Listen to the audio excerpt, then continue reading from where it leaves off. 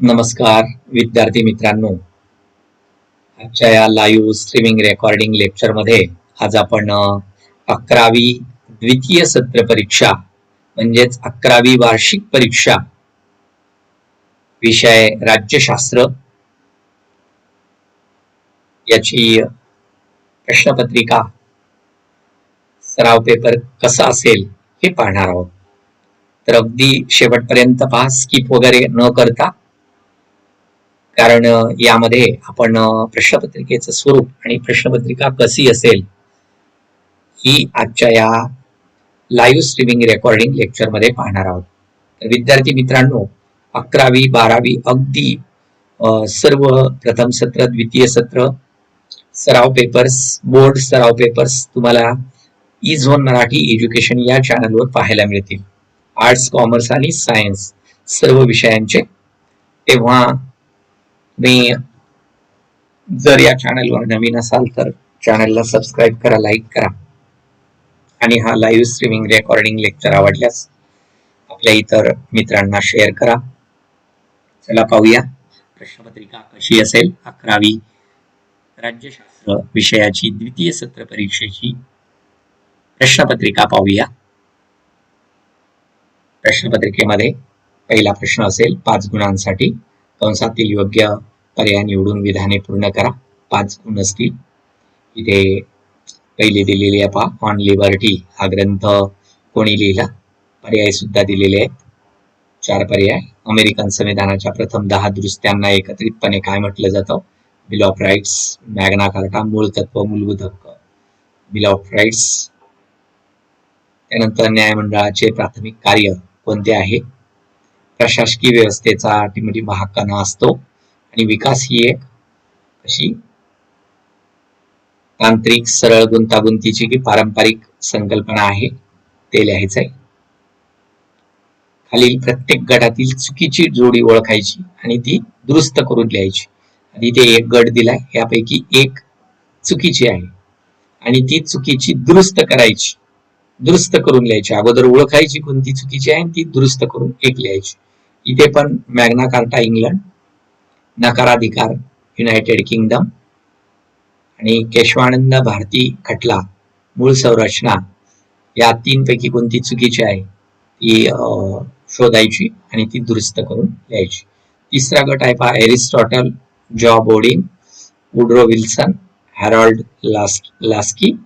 यापैकी एक चुकीची आहे, ती ओळखून दुरुस्त करायची. त्यानंतर क आहे पहा, दिलेल्या पर्यायापैकी योग्य पर्याय निवडून विधाने पूर्ण करा. इथे दिलेले आहेत, योग्य पर्याय निवडायचा आहे. इथे राज्याने स्वातंत्र्यामध्ये अडथळे आणू नयेत असे तत्व जेरेमी बॅन्थम यांनी मांडलं. कारण काय होतं? या 3 पैकी एक योग्य आहे, ते लिहायचंय. प्रातिनिधिक, दुसरा आहे पहा, प्रातिनिधिक लोकशाहीला जबाबदार शासन म्हणतात. कारण प्रतिनिधी लोकांना जबाबदार, उत्तरदायी असतात की प्रतिनिधी जबाबदारीने राज्य कारभार करतात की राज्य कारभाराची जबाबदारी प्रतिनिधींकडे सोपवली जाते.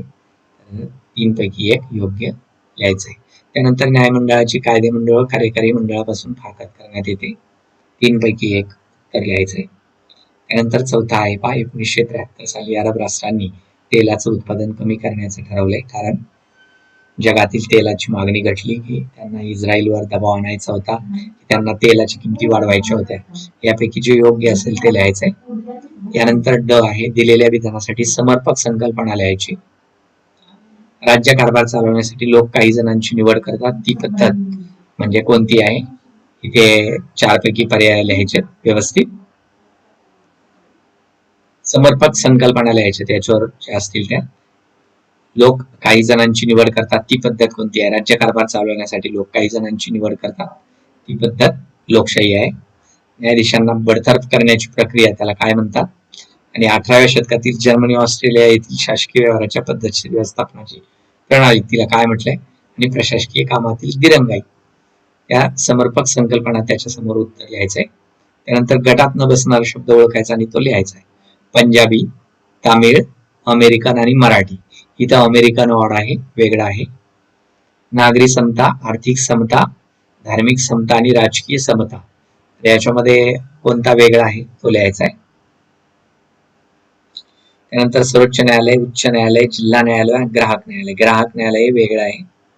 त्यानंतर अन्न, वस्त्र, निवारा आणि रोजगार, त्याच्यामध्ये सुद्धा रोजगार हे वेगळं आहे. त्यानंतर प्रश्न 2 आहे, खालील संकल्पना चित्र पूर्ण करायचं आहे. भारतीय राष्ट्रीय पक्ष कोणते कोणते आहेत? इथे 3 दिलेले आहेत, आणखी 4 लिहायचे तिथे. भारतीय राष्ट्रीय काँग्रेस, ऑल इंडिया तृणमूल काँग्रेस, भारतीय कम्युनिस्ट पक्ष, इथे राष्ट्रवादी काँग्रेस पक्ष, भारतीय जनता पार्टी, अशी नावं लिहायची.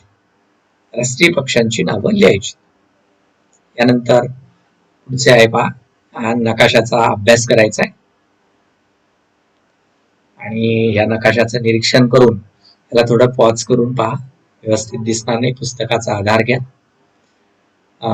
तर अगदी नावाचा आकार जो आहे तो लहान लहान आहे. इथे देश दाखवलेले आहेत, पूर्व युरोपीय राष्ट्र आणि पश्चिम युरोपीय राष्ट्र. तर याचं निरीक्षण करायचं आहे आणि खालील प्रश्नांचं उत्तर द्यायचं आहे. तर इथे प्रश्न दिलेले आहेत, सोव्हिएत रशियाच्या विघटनानंतर अस्तित्वात आलेले 4 स्वतंत्र देश कोणते?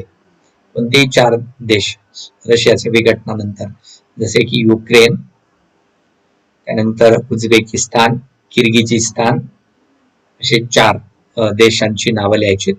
हंगेरीच्या शेजारील 2 राष्ट्र कोणती ती लिहायची. आणि शीतयुद्धाच्या काळात भारताने महत्वाची भूमिका बजावली, आपलं मत नोंदवायचंय.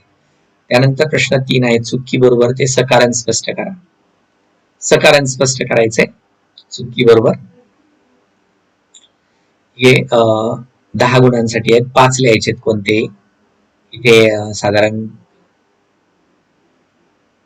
5 लिहायचे, 2-2 गुणांसाठी आहे. यानंतर प्रश्न 4 आहे, खालील विधानाचा सहसंबंध स्पष्ट करा. कोणते 3 लिहायचे, तिथे 5 दिलेले आहेत, 5 पैकी 3 लिहायचे. त्यानंतर प्रश्न क्रमांक 5 आहे, खालील विषयावर तुमचं मत 25 ते 30 शब्दात लिहायचं आहे. 12 गुणांसाठी आहे, म्हणजे 4-4 गुणांसाठी एक आहे. भारत हे एक राज्य आहे, यावर तुमचं मत लिहा. मानवी हक्क उल्लंघनाच्या उदाहरणांची चर्चा करा आणि सामाजिक समतेमध्ये जातीभेद अडथळा ठरतोय, हे याविषयी तुमचं मत लिहा. आणि दबाव गट हे राजकीय पक्षापेक्षा भिन्न आहेत किंवा विकास प्रशासनात लोकांचा सहभाग आवश्यक आहे, 5 पैकी 3 लिहा. तर 12 गुण मिळतील. त्यानंतर 6वा प्रश्न आहे, 80 ते 100 शब्दामध्ये उत्तर लिहायचंय. कोणतेही 2 याचं, इथे 4 दिलेले आहेत. गुण 10 आहेत. प्रशासनाचे कार्य कसे चालते ते स्पष्ट करा किंवा सर्वोच्च न्यायालयाची कार्य स्पष्ट करा किंवा समतेचं महत्व विशद करा.